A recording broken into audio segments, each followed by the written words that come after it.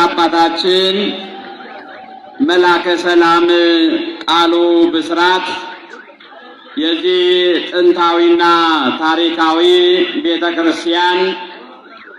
ዋና አስተዳዳሪና የመንጋው ጠባቂ ክቡር መላከ ፀሐይ ተስፋ ማርያም ነጋሽ የላፍቶ ደብረ ትጉሃን ቅዱስ ሚካኤል ቤተክርስቲያን ዋና አስተዳዳሪ ክቡር መላከ መዊ ቀሲስ ሰለሞን የክፍለ ከተማችን የስብከተ ወንጌል መምሪያ ክፍል ዋና ኃላፊ ክቡር መጋቤ ሥርዓት አክሊሉ በቀለ የደብራችን ዋና ጸሐፊ